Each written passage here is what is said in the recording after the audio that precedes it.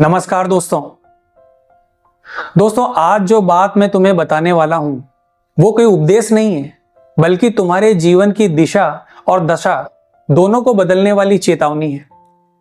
दोस्तों हमारे शास्त्रों में एक गहरी सीख दी गई है कि जैसे संगति वैसे गति, यानी तुम किसके साथ समय बिताते हो, किन विचारों के बीच में बैठते हो, वही तय करता है कि आने वाले समय में तुम क्या बनोगे।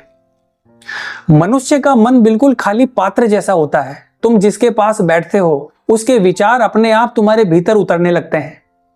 जैसे हवा की अपनी कोई पहचान नहीं होती, पर वही हवा अगर फूलों से होकर गुजरे तो सुगंध बन जाती है, और वही हवा अगर गंदगी से टकराए तो बदबू आती है।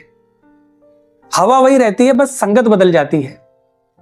दोस्तों हमारे बुजुर्ग कहा करते थे कि काजल की कोठरी में कितना भी समझदार व्यक्ति क्यों ना चला जाए, वो कहीं ना कहीं से काला होकर ही लौटता है।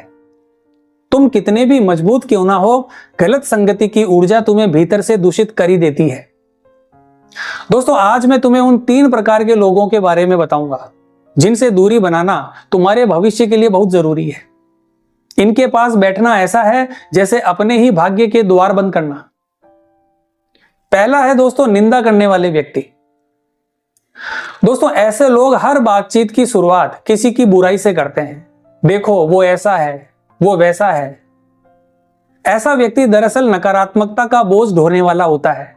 जहां भी जाता है दूसरों की कमियों का कचरा फैलाता है, और जब तुम उसके पास बैठते हो तो अनजाने में वही कचरा अपने मन में भर लेते हो। और याद रखना दोस्तों, जो तुम्हारे सामने किसी की बुराई करता है वो तुम्हारे पीठ पीछे तुम्हारी भी बुराई करेगा। और ऐसी संगति में बैठने से तुम्हारी सोच धीरे धीरे शिकायतों से बढ़ जाती है, और तुम्हारे अंदर की जो कृतज्ञता है वो खत्म हो जाती है। दोस्तों जो दूसरों के दोषों की चर्चा करता है वो उन दोषों का बोझ स्वयं उठाता है। तो दोस्तों दूसरों के पाप अपने सिर क्यों लेना। ऐसे लोगों को दूर से ही प्रणाम करो और शांति से दूरी बना लो। दूसरे व्यक्ति हैं दोस्तों अनैतिक और चरित्रहीन व्यक्ति। बुरा मत मानना दोस्तों, लेकिन कलयुग में इसे लोग मॉडर्न होना कहते हैं, पर असल में यह पतन का रास्ता है। जो व्यक्ति झूठ, धोखा, नशा, चोरी या दूसरों की मर्यादा का अपमान करता है, उससे दूर रहना ही समझदारी है। अब तुम सोचोगे कि मैं तो ऐसा कुछ नहीं करता, बस उसके साथ बैठता हूं। लेकिन मेरी एक बात याद रखना दोस्तों, जब रावण के अधर्म का अंत हुआ तो उसके साथ खड़े लोग भी नहीं बचे थे। गलत संगति केवल आदतें नहीं बिगाड़ती, वो तुम्हारी छवि और भविष्य दोनों को नुकसान पहुंचाती है। धीरे धीरे वही गलत चीजें तुम्हें सही लगने लगती है, क्योंकि अधर्म की संगति में रहकर कोई भी व्यक्ति धर्म के मार्ग पर चल ही नहीं सकता। तीसरा और सबसे खतरनाक व्यक्ति है दोस्तों ईर्ष्यालु और सदैव दुखी रहने वाला व्यक्ति। दोस्तों इन्हें पहचानना सबसे मुश्किल है। इनके चेहरे पर मुस्कान होती है, पर भीतर एक जलन और जहर भरा होता है।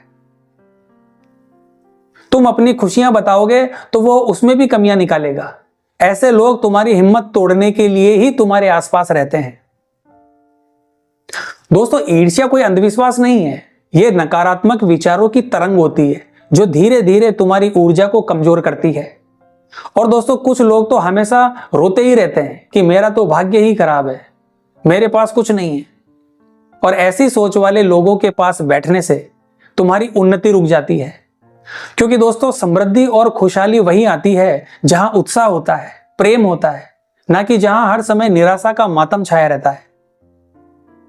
अब दोस्तों आप पूछोगे कि अगर ये लोग हमारे अपने हो या ऑफिस में हो तो क्या करें। दोस्तों संगति केवल पास बैठने का नाम नहीं है। संगति का मतलब है मन से जुड़ना। अगर मजबूरी में साथ रहना पड़े तो अपने मन पर ताला लगा लो। उनकी बातें सुनो पर अंदर मत उतारो। हंस की तरह बनो जो कीचड़ में रहकर भी मोती चुनता है। कोशिश करो कि तुम्हारा समय उन लोगों के साथ बीते जो तुम्हें ऊपर उठाएं, जो तुम्हें ईश्वर की याद दिलाएं, जो तुम्हारी सफलता पर दिल से खुश हो। याद रखना दोस्तों, गलत संगति में रहने से अच्छा है अकेले चलना और अकेले रहना। दोस्तों तुम्हारी ऊर्जा ही तुम्हारी सबसे बड़ी संपत्ति है। इसे व्यर्थ के लोगों पर खर्च मत करो। तुम यहां किसी महान उद्देश्य के लिए आए हो, दूसरों की नकारात्मकता ढोने के लिए नहीं। दोस्तों, चरित्र ही मनुष्य की असली पूंजी है। इसे संभाल कर रखना आपकी सबसे बड़ी जिम्मेदारी है। तो आज की वीडियो में बस इतना ही दोस्तों। वीडियो अगर आपको अच्छी लगी है तो वीडियो को लाइक और हमारे चैनल को सब्सक्राइब कीजिए। तो मिलते हैं दोस्तों इसी प्रकार की अगली वीडियो के माध्यम से। जय हिंद, जय भारत।